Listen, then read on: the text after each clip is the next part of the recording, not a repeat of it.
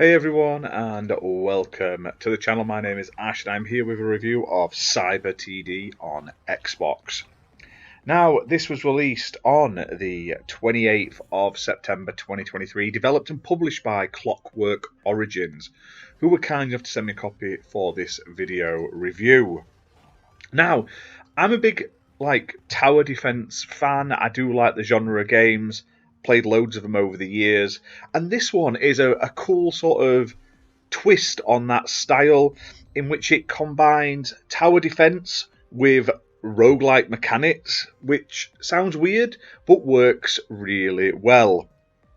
Now, the game basically takes place in sort of like cyberspace. These mutant viruses have invaded the core and are trying to destroy it.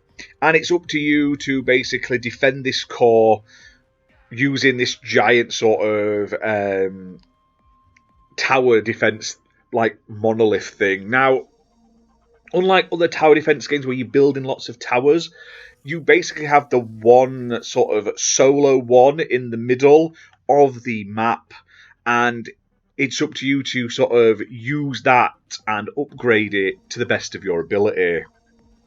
Now, this game sort of features innovative deck building mechanics as well, so you will gain XP from sort of killing enemies, completing waves and stuff like that.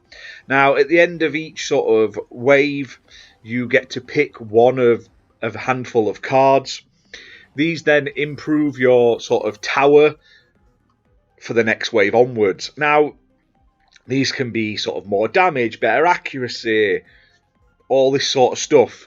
Now, when you've died, you've lost, the core is destroyed as such, you can spend the sort of points you've built up from killing enemies and stuff like that in that game on sort of permanent upgrades for your next run, like new cards for your deck and stuff like that. So you might have rockets and stuff like that, and a corrosive blaster, which when you hit your opponent, it does extra damage over time.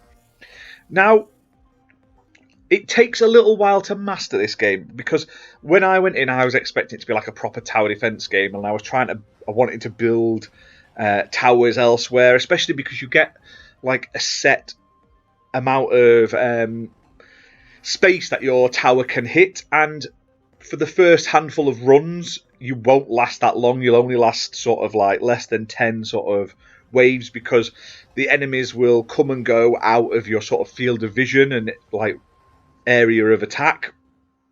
However, you can increase this using upgrades and stuff like that, and obviously the cards that you get at the end of each round as you play. Now, if you like this game and you want something a little bit different, not only is there a single player mode where it's basically wave after wave and you building yourself up and stuff like that, there's also co-op mode, which you unlock pretty early on in the game, where you work as a pair with someone else's tower facing off against enemies, or a versus mode, in which is very similar to the sort of single player mixed with co-op, but you basically verse other people to get the best score, and that's how it works. Now, the game also features weekly challenges as well, which are if you do certain things, you hit certain milestones and stuff like that each week, you get better things basically to unlock. So it gives you a bit more replayability than just playing the waves over and over and over again. Now, I thought this was really cool. I like the look of it. I like the sort of cyberspacey. It very much reminded me of Cybertron and stuff like that when you see in the Transformers films or the Transformers video games. This sort of the way the metallic and everything looks, the sort of, obviously it's in cyberspace, but that gave me that sort of vibe when I was playing it. And there's so many different possibilities of combinations and upgrades. There's over 170 different upgrades. Each of them have different levels of rarity, from common to legendary.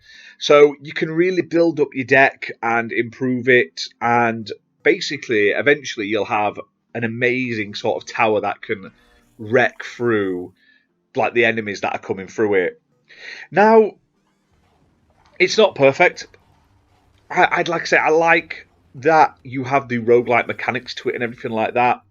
I like that there's like this like orb that talks to you and sort of pushes the story and like explains everything to you. I like that.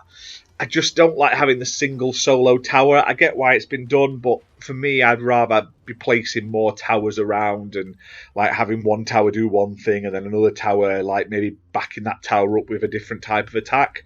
But with this game, you do get like special attacks as well that you can activate on like a cooldown. So it's all just about getting used to this different type of tower defense game. Now it's priced at £16.74 on Xbox, playable on Xbox One and Series X and S consoles, and it's optimized for Series X and S with VRR and 4K resolution. And like I say, it's a fun game. It's got local co-op and online multiplayer as well, which is really good. More games should have a mixture of both.